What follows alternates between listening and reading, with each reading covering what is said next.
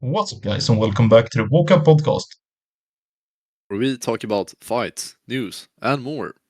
And today we're breaking down UFC 328 between Khamzat Chimaev and Sean Strickland that takes place this Saturday in Newark, New Jersey. And this is a massive one.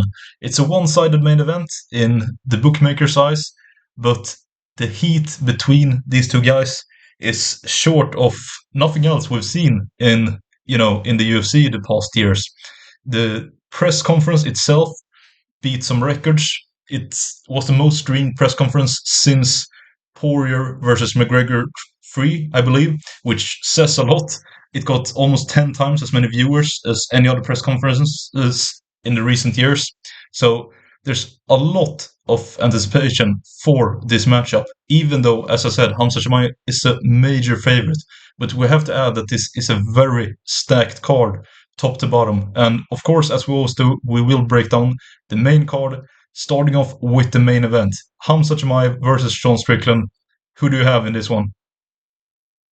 Yeah, and this one is a massive one. Just like you said, there's been a lot of bad blood between these two guys, and especially since the press conference when Khamzat Chimaev, there was a lot of back and forth in that press conference, but specifically when they had a face-off and Khamzat Chimaev, he basically tried to do an oblique kick on Sean Strickland's leg that was previously injured, which he knew about. Khamzat knew about that, so I guess he tried to take him out of the fight early, which is really dirty. But what we can be happy about from that is at least that we get to see some extra, there's some extra fire here on display that's gonna come out on Saturday night when they actually show up in the octagon. There's gonna be even more. There was already a bit of bad blood between them, as we saw in the last week, but there's gonna be even more now, especially when both of them are so pissed off at each other. And yeah, you covered earlier, the bookmakers, that they have Khamzat here as a favorite, and I can't go against that. I'm gonna be kind of, not too analytical here because I think it's quite clear.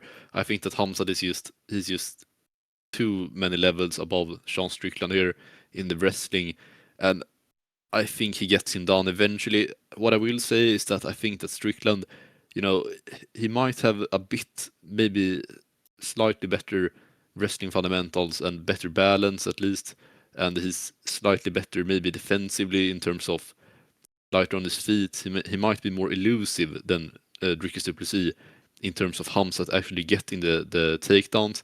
Dricus Du Plessis, he already in the first round tried to open an exchange in the striking, and that sort of opened him up over and over again to get him taken down by the first 30 seconds of every round, basically.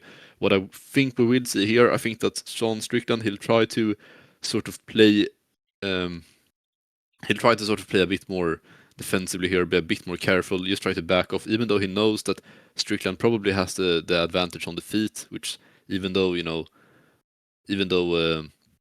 we saw before what Dricus did to Strickland, I think that still that Strickland has the advantage over Khamzat, definitely on the feet, but it won't stay there. Strickland will try to keep it there. I think he might stay on the feet a bit longer, but when Strickland does get taken down, Khamzat he'll just try to crush him. I don't think he has any respect for Sean Strickland at this point, and he's really, really angry at him.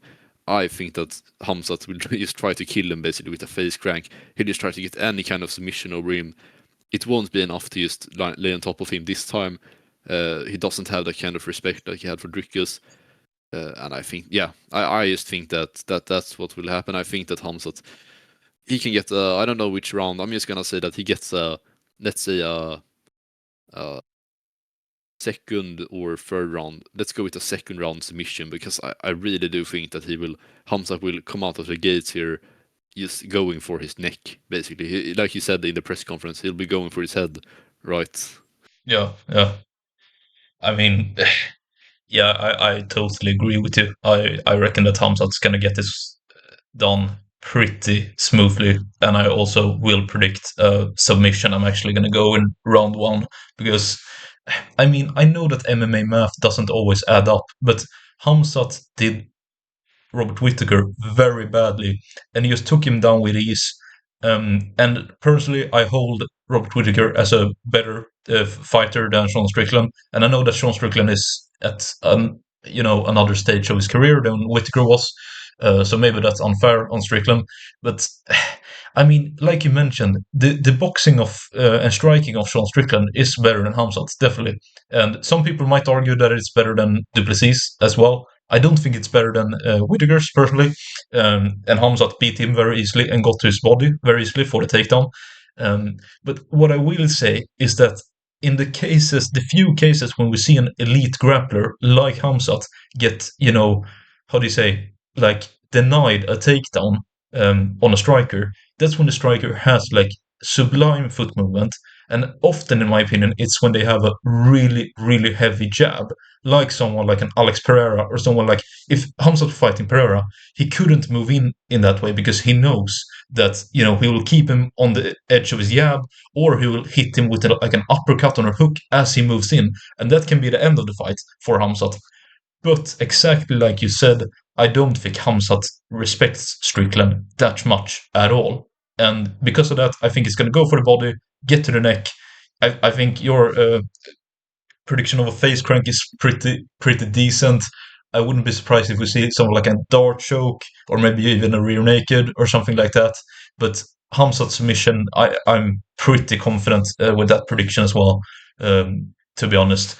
And they've used the spar together, and even Strickland himself has admitted that Hamzat got the better of him, but he tried to deny it afterwards, by saying that Hamzat was starting on a better advanced position on the grappling. So basically, what he was saying is that, yeah, in that specific scenario, when he already had the back, he could submit him. Um, but I mean, does anyone think that it's going to be a problem for Hamzat to get Sean Strickland's back? I mean, I would like to get your opinion on this because, like I said, a striker could keep a wrestler on the edge of his range. But do you agree that this won't be the case here, or do you think that there is a world where Sean can actually use his striking to deny the takedowns of Khamzat? No, I think it's more like the movement I'm sort of getting at. I think that he might be able to be more elusive than Dricus. He'll move backwards, he won't move forwards like Dricus tried to do all of the time in the opening exchanges of the rounds. I think that he will just be trying to move, circle around Khamzat in order to deny him like a clear angle for the takedown. But I don't think that he can keep him away just by his striking, because I don't think that Strickland has that power. I think he has decent, he has decent striking, decent defensive striking, and a decent jab. That's his main thing, the jab and tip. But it's not a power jab like Pereira really throws. So it doesn't. I mean, Pereira dropped Strickland with the jab.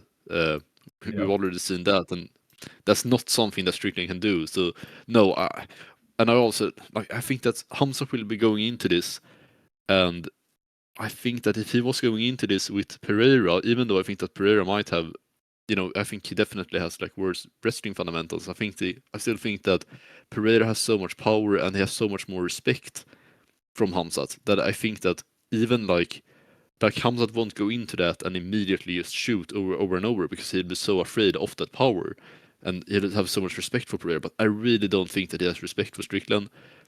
I think that he'll just be going in there and he'll be incredibly, just angry and feed off that anger and just try to get Sean out of there as quickly as possible. And so what I mean is, I think that Strickland might be able to jump around a little bit. He might be able to dance away from maybe a takedown or two, but eventually Khamzat gets him down and just submits him. I think that he can survive maybe the first round. Because Khamzat might be a bit too eager almost in getting Sean down, and he will be ready for it. Strickland, at least he should be. He should be ready for that early onslaught. Well, no one can really be ready for it. We saw that with Dricus, he tried to be ready for it, but there's no way to really prepare for the first round of Khamzat Chimaev. So I think it's difficult. But to answer your question, no, I do not think that Strickland can stuff the takedowns by using his striking. I think that it's more about his foot work in that sense. Yeah, and I think honestly, like that's one of the ways to victory that you could see. And the other one that I've heard some people say, and the most likely one, if Strickland were to win, I don't expect a knockout, even though, of course, he finished Hernandez last time out, and that's a good finish, but I don't think that that will happen with Khamzat. But I've seen some people say that Khamzat was pretty, triggered in the press conference, and Yeah, maybe that he will do like a similar kind of thing that he did with Gilbert Burns, where his corner was screaming at him to, go for the takedown. And we've seen it recently with Paddy Pimblett against Justin Gaethje, when Paddy's corner was saying, "Submit him. You've got the skills. Just do it." And he refused, and he continued to strike. Maybe if Hamza doesn't have too much of a fight IQ, and he lets his pride, I guess, take hold of him, and he chooses to strike with Strickland, maybe we can see a different outcome. But I was thinking that in the Du Plessis fight as well, and he shows the best game plan in that fight.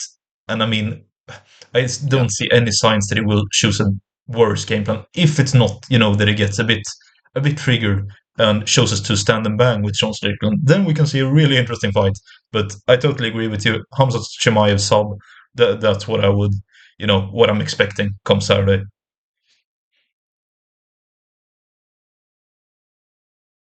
Exactly.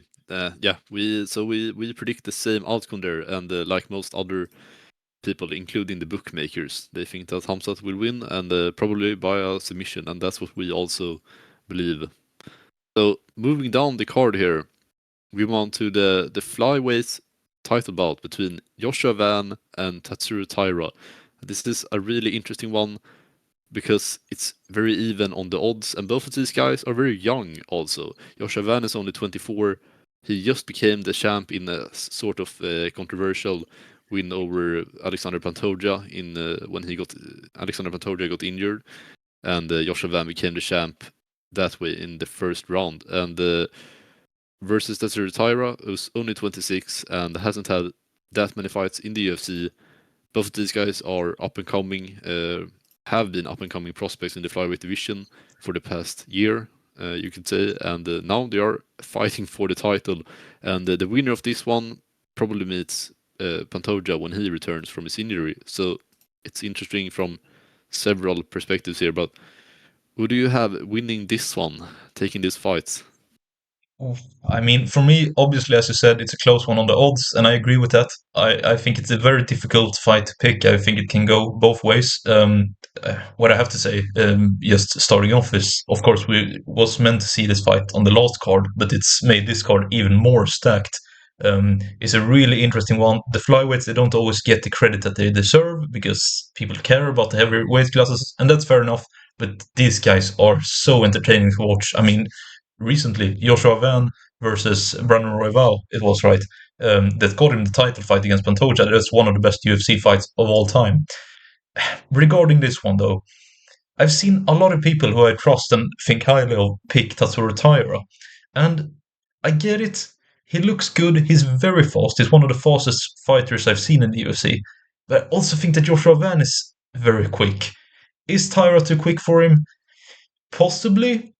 And I know that, like you said, Joshua Van, he's not really the champion because he lost in a 15-second injury when he faced Alexander. He won, sorry, when Pantoja got a 15-second injury in that fight. So he's not really the champ, but it's like the number one contender matchup here. I think it's a very difficult one to pick, to be honest. But I actually favor Joshua Van, and I think he's a bit slept on.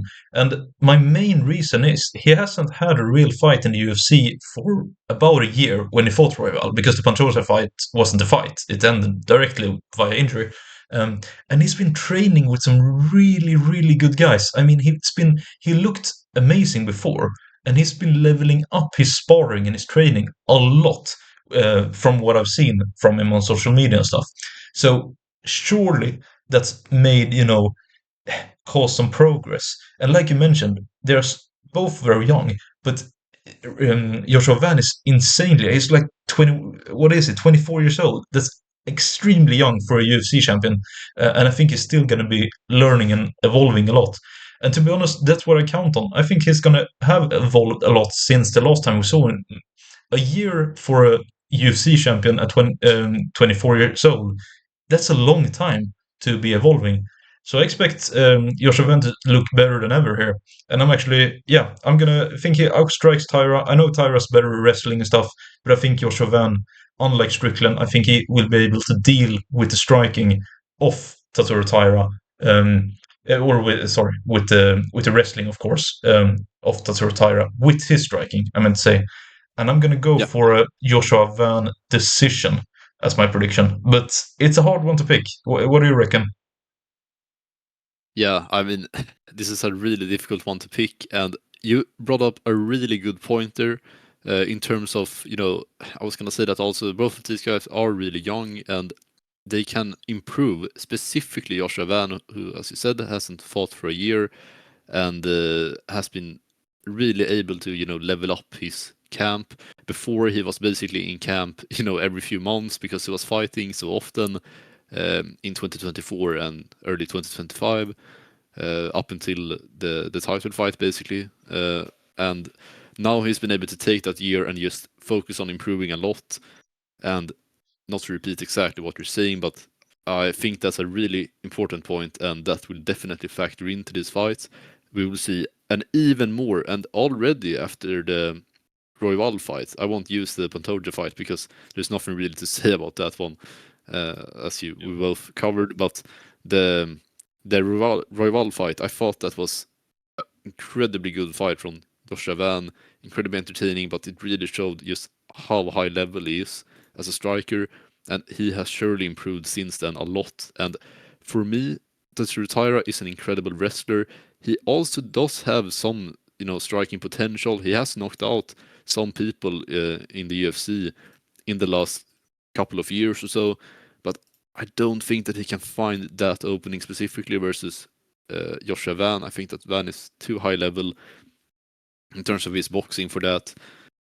And then it does come down to the wrestling.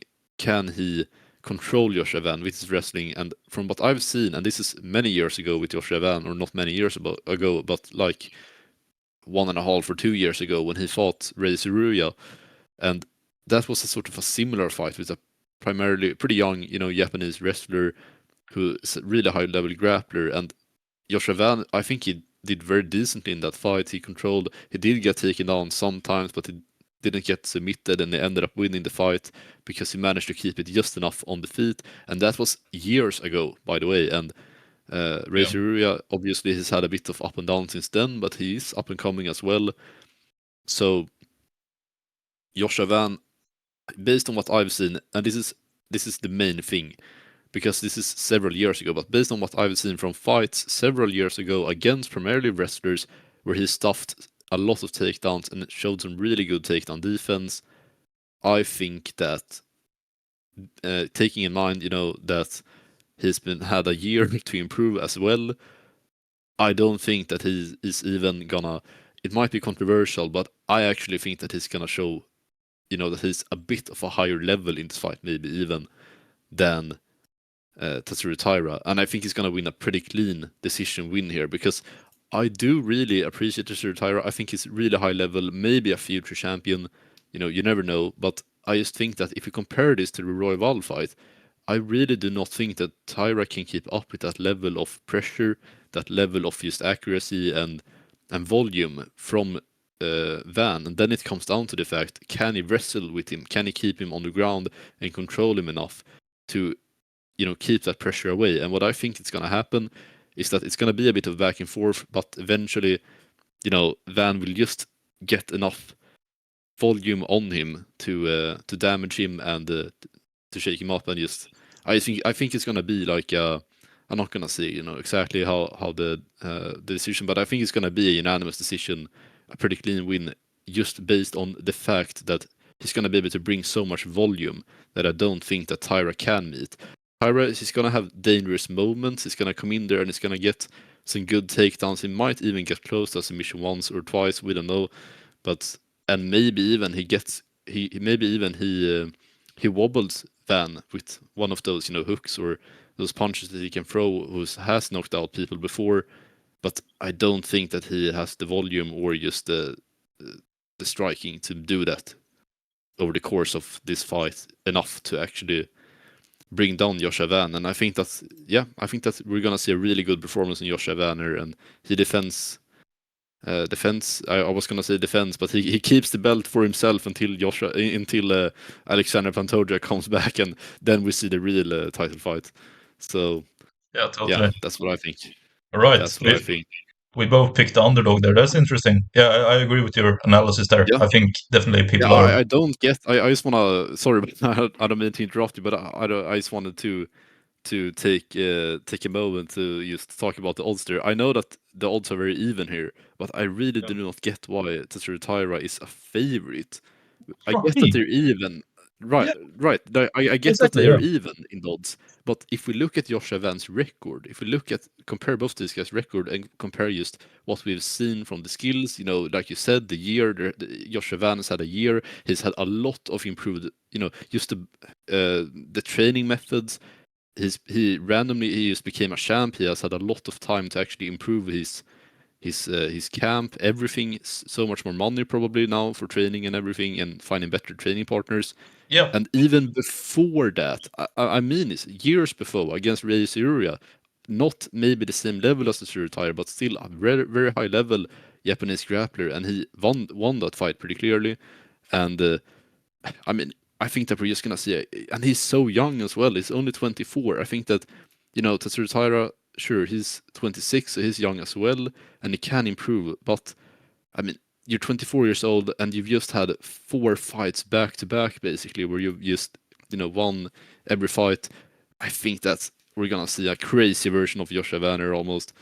Not to type it up too much, but I really do think that we're gonna see something else.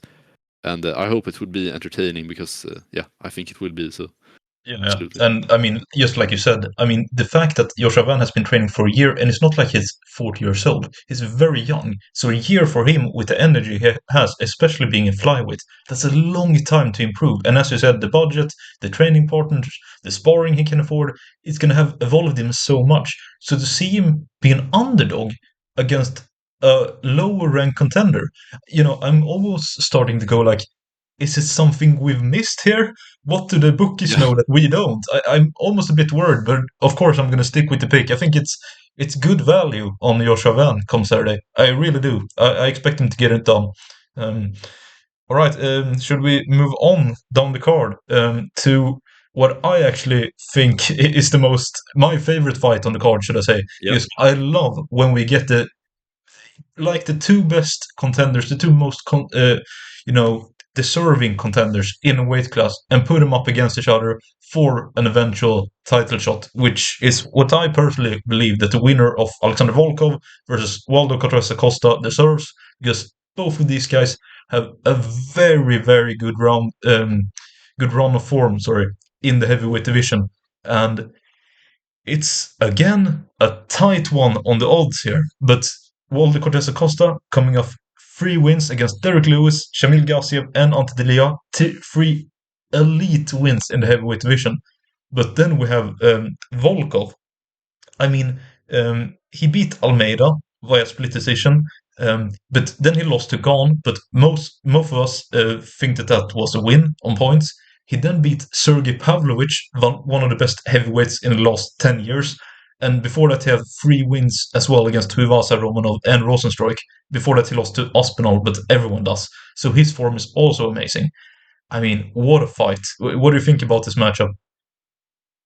Yeah, I think it's incredible. And just as you said, we always love getting just a good, heavyweight matchup on a main card like this. I mean, I think that every event should include one fight like this, just a good heavyweight matchup. And it's always so great when we get them, especially two guys like this, as you covered, both on a good run of form with, knockouts back to back, basically. It's really great. And yeah, as you covered before, with Volkov, the Gane fight, we might choose not to talk about that one, but since then, at least, or before then as well, Pavlovich won versus him cleanly, and then also won versus Almeida. So both these guys are going into this on a good run of form, and they aren't. Neither of them are finished or anything, as we've seen. They've both won a lot of fights, and now it really does come down to, for me here, if who can stop who here, basically, because I do think that Cortes Acosta has a lot of power, but Volkov does as well, even though he didn't knock out the last two opponents. I still think that he has a lot of power here, and something is telling me that, I don't know, I just want to go for like a Volkov TKO here. I think that's my prediction for this fight. I think that we're gonna see fireworks, we're gonna see a good fight, and I think that we'll definitely see a knockout. It's just difficult to predict too, but I have to go with Volkov. I don't know. I just feel like Volkov is just, he deserves it. He deserves to get just a good knockout after, how good it's been in the UFC for so long, and having sort of, you could say the fight versus Khan. We don't need to talk about that, but still, for me, it's Volkov here. Who do you have? Yeah, I also have Volkov. I'm about to put the curse on him now because I think that he's one of the most underrated fighters in the UFC. And the last time I said that was about Curtis Blades, and we all remember what happened against Josh Hawkins. So I'm sorry, Alexander Volkov, in advance if I curse you for this one, but I think he's so underrated, and he's such high fight IQ. I mean, I really appreciate him at heavyweights. And what I think is interesting is he doesn't get that many finishes compared to a lot of the other top heavyweights. A lot of the other guys, like the Pavlovich or the Derek Lewis or those kind of guys, they just have heavy hitting hands and they go get the finish. But I think I see a lot more, fight IQ. And last time out against Yelton Almeida, he won a split decision. I remember when we watched that one together, we both Yep. thought that he was gonna lose that one. We thought he won, but we thought that the judges was gonna give it to Almeida just because of the fact that Yelton Almeida laid on top of him for that long. But Volkov worked through that and managed to win on points via having some very good striking and actually causing a lot of damage to him, even though he got dominated for, I believe, the first two rounds in the grappling. So Yep. the fight IQ of Alexander Volkov is what I think will win him this fight. Is Walter Cortes Acosta uh, quicker than Volkov? I believe that is by quite a bit, and that worries me slightly for this pick. But speed, they say speed kills, and it can do, but I don't think it does in this instance. It's an advantage for Cortes Acosta, but I don't think it's enough, to be honest. So I agree with you. I'm picking Volkov here. I'm gonna go with the points decision though, because I do think that Cortes Acosta is tough, and Volkov hasn't shown that much power lately. But even if he gets a finish, I mean, surely he should get a title shot next. So that it's a really interesting one for the heavyweight division here. Um, yeah, should we move on to the next one? Yeah, sure. Yeah. All right. Next up, we have Sean Brady versus Joaquin Buckley. Again, a very interesting matchup. Not as highly ranked as the other fights, but it's still one with two contenders in the welterweight division. I mean, before these two guys had their previous losses each, they were two of the most hyped guys in the divisions. But Sean Brady lost to Morales and Buckley lost to Usman, and the hype died down a bit. But now there's a new chance for one of them to boost up the rankings again and be right in there with the top contenders. Who do you think that will be come Saturday? This is there's so many great fights. I think these last three fights, the Joshua Van versus Tatsuro Taira, Volkov versus Cortes Acosta, and this one, Brady versus Buckley, they are really good fights to have on a main card like this because, to mix it up a little from the main event and from we'll get to later the last fight on the card, or the first fight on the card, I guess I should say. They are really hard to predict actually, and you have to go into a lot of just thinking around it. With the last fight, I want to just manifest that knockout for Volkov because, as you said, I think it's been so underrated. But for this fight, it's really difficult for me because I really do rate both these fighters before the last year or so, and then Brady got up and got knocked out by, or TKO'd, I should say, got finished by Michael Morales. brutal way almost. It was very abrupt. And then Joaquin Buckley also just, he fought, which we predicted that was like a year ago. The last time Buckley fought, by the way, it was versus Kamaru Usman in the main event of the fight night, Usman versus Buckley. And that was just a weird fight from Buckley. Maybe it's Usman who showed levels there that he's still better than most people think, or it's just Buckley being, a lot worse than we both thought. But both of these fights, Morales winning over Brady and Usman winning over Buckley, really tempered my expectations for both these fighters. And I don't know, this is difficult because in some ways they are, very different type of fighters. Buckley is very much a striker. He has power. We've seen the crazy knockouts. I think it was 3 years ago or something. The spinning wheel kick. Yeah. Yeah, that's Yeah. crazy. And then also we've seen Brady, being able to dismantle just opponents with his mixing of the grappling and the striking, like versus Leon Edwards. That was a really, really good performance from him beforehand. And then they both get sort of stopped in their momentum. And so it's difficult to predict. I don't know. I think that for some reason, I just think that Buckley can still take this fight, though.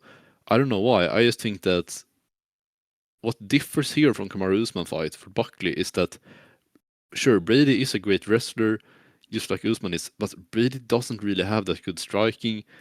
And Buckley, they are both sort of similar in size here, but Buckley has a lot of power, and Buckley has a lot of reach as well, even though they are sort of similar length here, or tallness, you should say, and they are.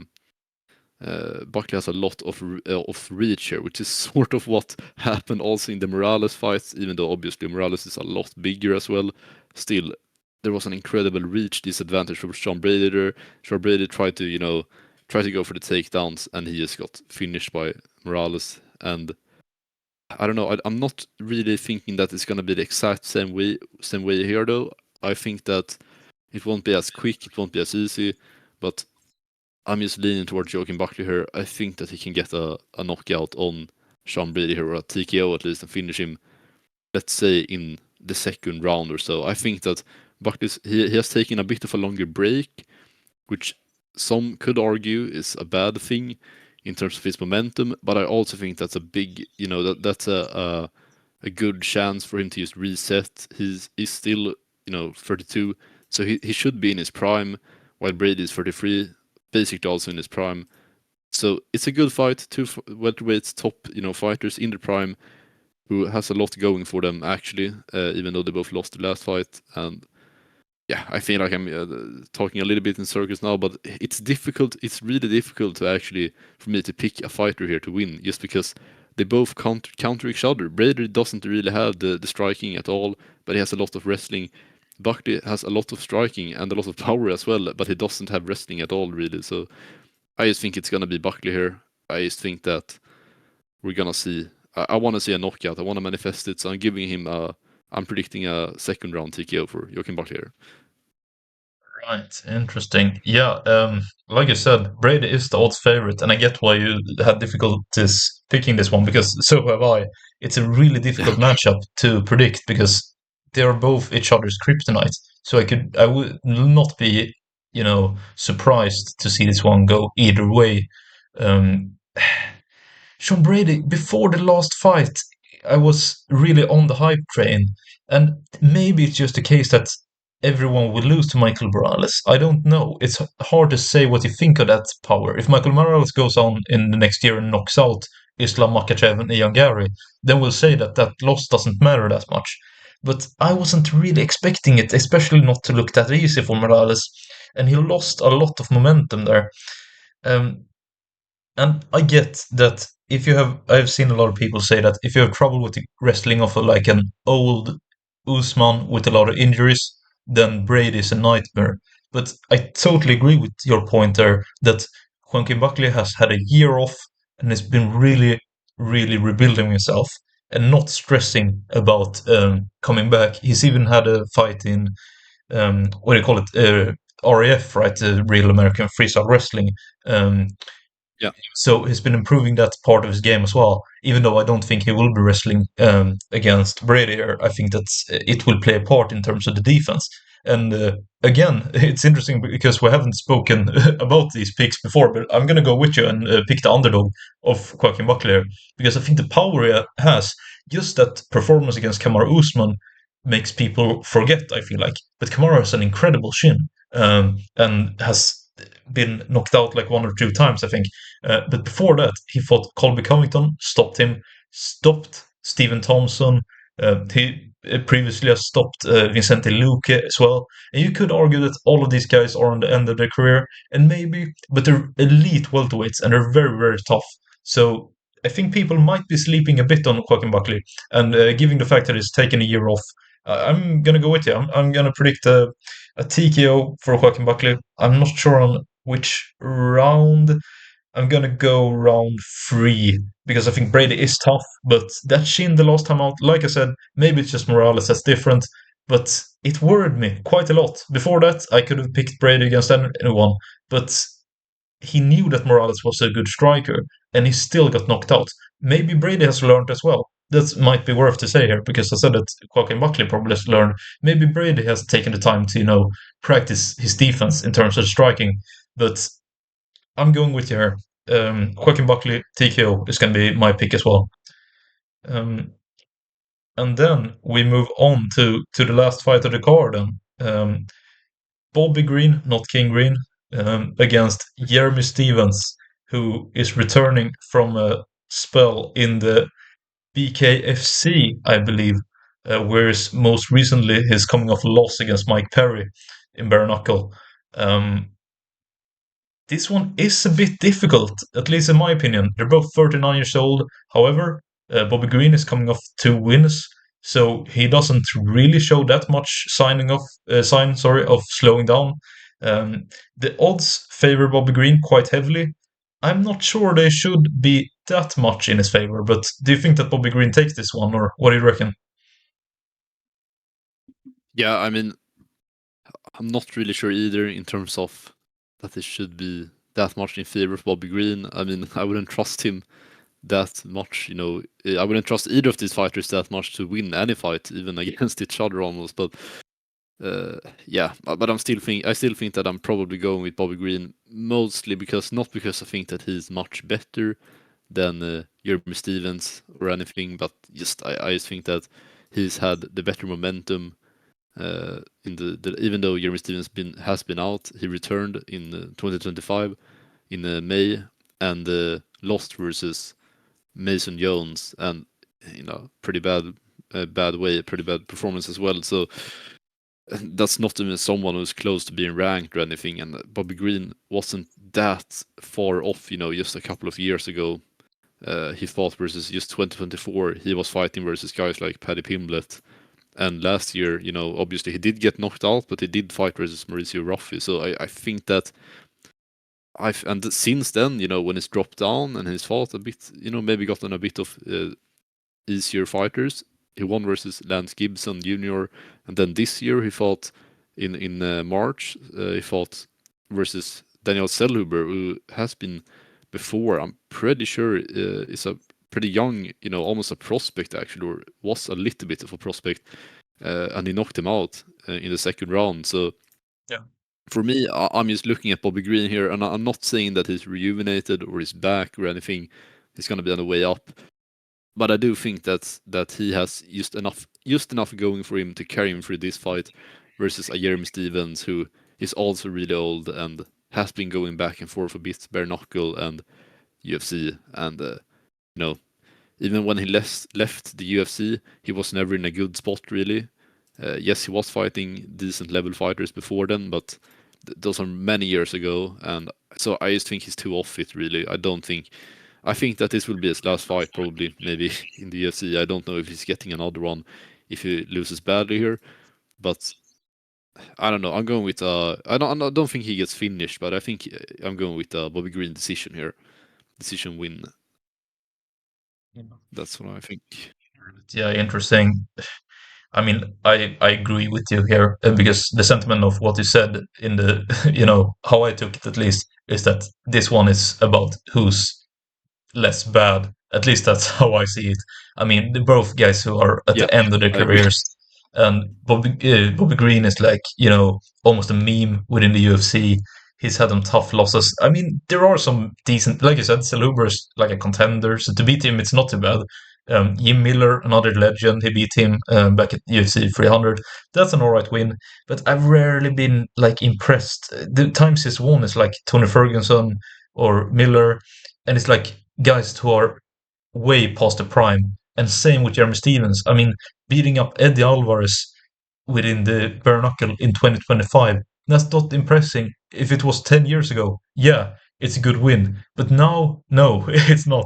So I don't want to spend too much time on this because I think the other fights we talked about are highly ranked matchups, and I don't know really what this one does on the main card. You know, um, but I'm going to agree with you. I expect a Bobby Green decision because I don't think that he has the power to put out Jeremy Stevens. I think Jeremy Stevens is very tough. Um, and saying that, I think we basically predicted every single fight the same, not the same decision or way of winning, but we picked the same fighter in every fight, which is, I think, a first for us. So that's very interesting. We'll see after this weekend if we look really clever or quite stupid. I don't know Yeah. which one it's going to be, but that's UFC. At least we'll both look stupid, I guess. That's Yeah, that's the positive. we're in it together. One of us. Yeah. Yeah, exactly. All right. Yeah. But I think that's it. That's UFC 328, sorry, wrapped up. And I mean, I'm just waiting. Like we said, the main card is great. Brady versus Buckley, Volkov versus Cortes Acosta, Joshua Van versus Taira. Those are some very interesting and even matchups. Um, but I mean, just at the ring walks of Khamzat and Sean Strickland, oh, I'm really anticipating this. It's gonna be electric inside that stadium. For once we have a really, really fired matchup, and I can't wait for UFC 328 this Saturday. Yeah, absolutely. It's gonna be amazing. And we'll do all as always, we'll do a reaction afterwards to you guys. Yeah, exactly. Stay tuned for that, and we'll catch you then. So thank you guys a lot for listening, and we'll catch you next time. Yeah, thank you guys. Bye.